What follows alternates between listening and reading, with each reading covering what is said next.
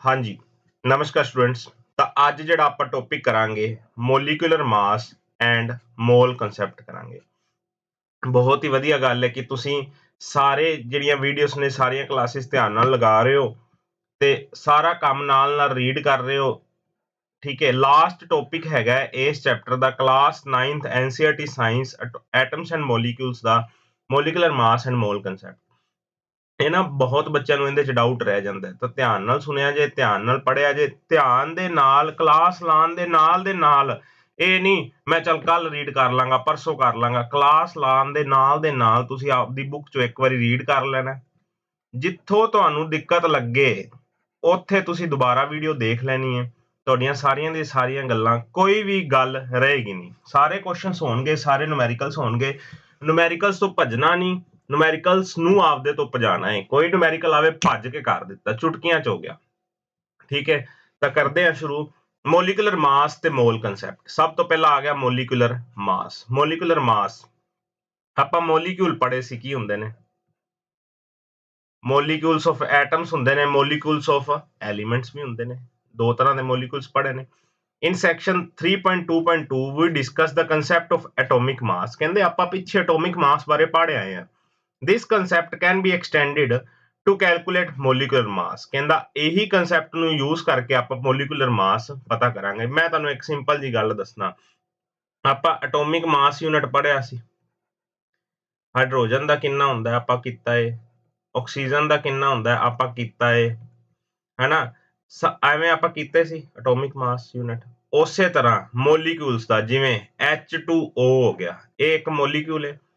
ਇਹਦਾ ਕਿੰਨਾ ਮਾਸ ਹੋਏਗਾ ਇਹ ਆਪਾਂ ਹੁਣ ਪਤਾ ਕਰਨਾ ਹੈ। The molecular mass of a substance is the sum of the atomic masses of all the atoms in the molecule of a substance। ਜੇ ਪੰਜਾਬੀ ਚ ਦੱਸਾਂ ਤਾਂ ਇਹਦੇ ਵਿੱਚ ਕਿੰਨੇ ਐਟਮਸ ਨੇ? ਹਾਈਡਰੋਜਨ ਕਿੰਨੇ ਨੇ ਇਹਦੇ ਵਿੱਚ? 2। ਆਕਸੀਜਨ ਕਿੰਨੀਆਂ ਨੇ ਇਹਦੇ ਵਿੱਚ? 1। ਇਹਨਾਂ ਦੇ ਮਾਸਿਸ ਦਾ ਸਮ ਕੀ ਹੈ? ਮੋਲੀਕੂਲਰ ਮਾਸ ਹੈ। It is therefore the relative mass of molecule expressed in atomic mass unit। ਇਹ ਕੀ ਹੈ? ਜਦੋਂ ਦੋਨਾਂ ਦੇ ਐਟੋਮਿਕ ਮਾਸ ਯੂਨਿਟ ਨੂੰ ਐਡ ਕਰਾਂਗੇ, 2 ਹਾਈਡਰੋਜਨ ਤੇ 1 ਆਕਸੀਜਨ ਦੇ, ਤਾਂ ਉਹ ਕੀ ਬਣ ਜਾਏਗਾ? H2O ਦਾ ਮੋਲੀਕੂਲਰ ਮਾਸ ਜਾਂ ਫਿਰ relative mass of a molecule expressed in U atomic mass। ਚਲੋ ਕਰਦੇ ਹਾਂ ਕੁਐਸਚਨ, ਦੇਖਿਆ ਧਿਆਨ ਨਾਲ, ਸਾਰੀ ਗੱਲ ਹੀ ਸਮਝ ਹੋ ਜਾਣੀ। ਥੋੜਾ ਨਾ ਪੈਨ ਬਰੀਕ ਕਰ ਲਈ ਯਾਰ, ਬਹੁਤ ਮੋਟਾ ਚੱਲਦਾ। Calculate the relative molecular mass of water। ਕਹਿੰਦਾ ਵਾਟਰ ਦਾ relative molecular mass ਪਤਾ ਕਰ। ਐਟੋਮਿਕ ਮਾਸ ਹਾਈਡਰੋਜਨ ਦਾ ਕਿੰਨਾ ਹੈ? 1U, ਆਪਾਂ ਕਰ ਚੁੱਕੇ ਹਾਂ। ਆਕਸੀਜਨ ਦਾ ਕਿੰਨਾ ਹੈ? 16U। So molecular mass of water which contain 2 atoms of hydrogen। 2 hydrogen ਹੈਗੇ ਨੇ ਤੇ ਇੱਕ ਕੀ ਹੈਗੀ ਹੈ? ਆਕਸੀਜਨ। 2 ਹਾਈਡਰੋਜਨ ਯਾਨੀ ਕਿ 2 into 1। 1 ਕਿਉਂ ਕੀਤਾ? ਕਿਉਂਕਿ ਇਹਦਾ ਹਾਈਡਰੋਜਨ ਦਾ ਮੋਲੀਕੂਲਰ ਮਾਸ, ਐਟੋਮਿਕ ਮਾਸ ਕਿੰਨਾ ਹੈ? 1 plus 16। 16 ਕਿਉਂ ਕੀਤਾ? ਆਕਸੀਜਨ ਇੱਕੋ ਹੀ ਹੈ। ਆਕਸੀਜਨ ਦਾ ਕਿੰਨਾ ਐਟੋਮਿਕ ਮਾਸ?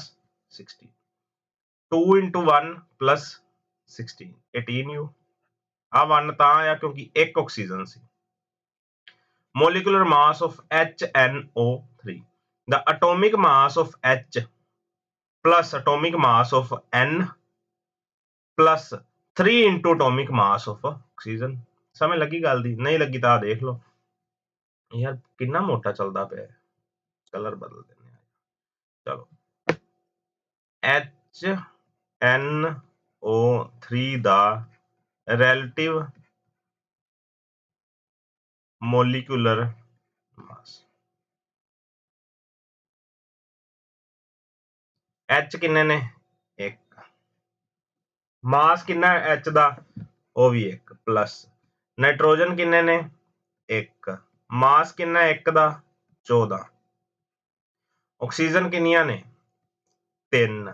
1 ਦਾ ਮਾਸ ਕਿੰਨਾ ਹੈ? 16। 1 into 1, ਇਹ ਆਪਣੇ ਕੋਲ ਬਣ ਜਾਏਗਾ 1 plus 14 plus 48 which is 63। Molecular ਮਾਸ ਆ ਗਿਆ HNO। जल्दी जल्दी NH3 ਦਾ ਮੋਲੀਕੂਲਰ ਮਾਸ ਕੱਢੋ ਤੇ ਕਮੈਂਟ ਕਰਨਾ ਹੈ ਇਹ ਤੁਸੀਂ ਵੀ NH3 ਦਾ ਮੋਲੀਕੂਲਰ ਮਾਸ ਕਿੰਨਾ ਹੈ। ਮੈਂ ਕਮੈਂਟਸ ਹਮੇਸ਼ਾ ਚੈੱਕ ਕਰਦਾ, ਤੁਸੀਂ ਕਮੈਂਟ ਕਰੋਗੇ ਭਾਵੇਂ ਵੀਡੀਓ ਜਦੋਂ ਦੀ ਮਰਜ਼ੀ ਬਣੀ ਹੋਈ ਹੈ ਤੁਸੀਂ ਕਮੈਂਟ ਕਰੋਗੇ, ਮੈਂ ਦੱਸਾਂਗਾ ਕਿ ਇਹ ਸਹੀ ਹੈ ਕਿ ਨਹੀਂ ਹੈਗਾ।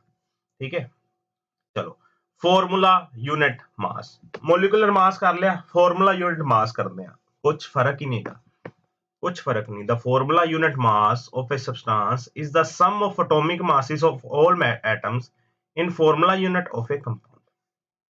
Formula unit mass is calculated in the same manner as we calculate the molecular mass. कहंदा formula unit mass किसी substance ਦਾ ਕੀ ਹੈਗਾ, atomic masses of all atoms in formula unit of a compound। ਸਾਰੇ ਦੇ ਸਾਰੇ ਐਟਮਸ ਜਿਹੜੇ ਕਿ compound ਦੇ ਵਿੱਚ ਹੈਗੇ ਨੇ ਉਹਨਾਂ ਸਾਰਿਆਂ ਦੇ ਐਟੋਮਿਕ ਮਾਸ ਦਾ ਸਮ ਕੀ ਹੈ, ਫਾਰਮੂਲਾ ਯੂਨਿਟ ਮਾਸ। ਉਹ ਤੇ ਆ ਚੀਜ਼ ਸੇਮ ਹੀ ਹੋਈ, ਕੀ ਫਰਕ ਕੀ ਹੈ, ਇੱਕੋ ਫਰਕ ਹੈ। the only difference is that we use the word formula unit for those substances whose constituent particles are ions। ਸਿਰਫ ਆਪਾਂ ਉਹਨਾਂ ਵਾਸਤੇ ਫਾਰਮੂਲਾ ਯੂਨਿਟ ਮਾਸ ਯੂਜ਼ ਕਰਨੇ ਆ ਜਿਹੜੇ ਕਿੰਦੇ ਤੋਂ ਬਣੇ ਹੋਏ ਨੇ, ਆਇਨਸ, ਜਿਹੜੇ ਕਿੰਦੇ ਤੋਂ ਬਣੇ ਹੋਏ ਨੇ, ਆਇਨਸ ਤੋਂ। ਜੇ ਆਇਨਸ ਤੁਸੀਂ ਧਿਆਨ ਨਾਲ ਪੜ੍ਹਿਆ ਹੈ, ਪੁਰਾਣੀਆਂ ਕਲਾਸਿਸ ਧਿਆਨ ਨਾਲ ਲਾਈਆਂ ਨੇ, ਤਾਂ ਆਪਾਂ ਕਹਿੰਦੇ ਸੀ ਮੈਟਲ ਤੇ ਨੋਨ ਮੈਟਲ ਨੂੰ ਮਿਲਾ ਕੇ ਕੀ ਬਣਦੇ ਨੇ, ਆਪਣੇ ਕੋਲੋਂ ਹੈਨਾ। ਫੋਰ ਐਗਜ਼ਾਮਪਲ sodium ਇੱਕ ਮੈਟਲ ਹੈ, chloride ਇੱਕ ਨੋਨ ਮੈਟਲ ਹੈ। as discussed above has a formula of unit NaCl। NaCl ਹੈਗਾ, NaCl। ਸਿਮਿਲਰ ਵੇ ਨਾਲ ਸੋਡੀਅਮ ਦਾ ਜਿਹੜਾ ਆਪਣੇ ਕੋਲ ਐਟੋਮਿਕ ਮਾਸ ਹੁੰਦਾ ਹੈ, ਐਟੋਮਿਕ ਮਾਸ ਹੁੰਦਾ ਉਹ ਹੁੰਦਾ 23 ਤੇ ਕਲੋਰੀਨ ਦਾ ਜਿਹੜਾ ਆਪਣੇ ਕੋਲ ਰਾਜੇ ਐਟੋਮਿਕ ਮਾਸ ਹੁੰਦਾ ਉਹ ਹੁੰਦਾ 35.5। ਠੀਕ ਹੈ, ਦੋਨਾਂ ਨੂੰ ਐਡ ਕਰ ਦੋ, ਇੱਕ ਇੱਕ ਹੈਗੇ ਨੇ, ਇੱਕ Na ਇੰਟੂ ਇੱਕ ਦਾ ਮਾਸ ਕਿੰਨਾ 23 ਪਲੱਸ ਇੱਕ Cl ਇੰਟੂ ਇੱਕ ਦਾ ਮਾਸ ਕਿੰਨਾ 35.5 which become 58.5 which become 58.5 answer आ गया। अच्छा, calculate the formula unit mass of CaCl2। Calcium chloride atomic mass of calcium ਇਹ ਕਿਵੇਂ ਕੱਢਾਂਗੇ, ਕੈਲਸ਼ੀਅਮ ਦਾ ਐਟੋਮਿਕ ਮਾਸ 40 ਪਲੱਸ 2 ਕਲੋਰਾਈਡ ਨੇ 2 into 35.5 40 plus 71 which is 111 U। Answer ਆ ਗਿਆ, ਸਮਝ ਲੱਗਿਆ, ਸਮਝ ਲੱਗਿਆ। ਹੁਣ ਬੇਟਾ ਤੁਸੀਂ ਕਰਨਾ ਕੀ ਹੈ, ਤੁਸੀਂ ਮੈਂ ਅੱਗੇ ਵੀ ਸ਼ਾਇਦ ਕਿਹਾ ਹੈ ਕਿ ਨਹੀਂ ਕਿਹਾ, ਨਹੀਂ ਕਿਹਾ ਤਾਂ ਧਿਆਨ ਨਾਲ ਸੁਣ ਲਓ। 1 ਤੋਂ ਲੈ ਕੇ 30 ਤੱਕ ਐਟੋਮਿਕ ਨੰਬਰ ਤੇ ਉਹਨਾਂ ਦੇ ਐਟੋਮਿਕ ਮਾਸ ਇਹ ਜ਼ਰੂਰ ਯਾਦ ਕਰ ਲੈਣੇ ਨੇ, ਇਹ ਜ਼ਰੂਰ ਯਾਦ ਕਰ ਲੈਣੇ ਨੇ। ਇਹ ਕਹਿੰਦੇ ਨੇ ਵੀ ਅਸੀਂ ਪੇਪਰ 'ਚ ਦੇ ਦਾਂਗੇ, ਪਰ ਪੇਪਰ 'ਚ ਕੋਈ ਨਹੀਂ ਦਿੰਦੇ ਹੁੰਦੇ, ਪੇਪਰ 'ਚ ਕਹਿੰਦੇ ਨੇ ਆਪੇ ਕਰੋ। ਇਹ ਪਹਿਲਾਂ ਜ਼ਰੂਰ ਯਾਦ ਕਰਨੇ ਨੇ, ਫਿਰ ਤੁਸੀਂ ਕੀ ਕਰਨਾ ਹੈ, ਅਗਲੀ ਕਲਾਸ ਜਿਹੜੀ ਲਗਾਣੀ ਹੈ ਤੇ ਆਹ ਵਾਲੇ ਕੁਐਸਚਨਸ ਤੁਸੀਂ ਜ਼ਰੂਰ ਟਰਾਈ ਕਰਨੇ ਨੇ। ਇਹਨਾਂ ਨੂੰ ਮੈਂ ਜਦੋਂ ਆਪਣਾ ਚੈਪਟਰ ਪੂਰਾ ਹੋ ਜਾਏਗਾ ਸਾਰੇ ਦੇ ਸਾਰੇ ਕੁਐਸਚਨਸ ਨੇ ਜਿਹੜੇ ਕਰਵਾਉਂਦਾ ਹੁੰਦਾ, ਤੁਹਾਨੂੰ ਵੀ ਪਤਾ ਵੀ ਇਹ ਲਾਸਟ ਤੇ ਵੀਡੀਓਸ ਆਣਗੇ, ਉਹਨਾਂ 'ਚ ਸਾਰੇ ਕੁਐਸਚਨਸ ਕਵਰ ਹੋ ਜਾਣਗੇ।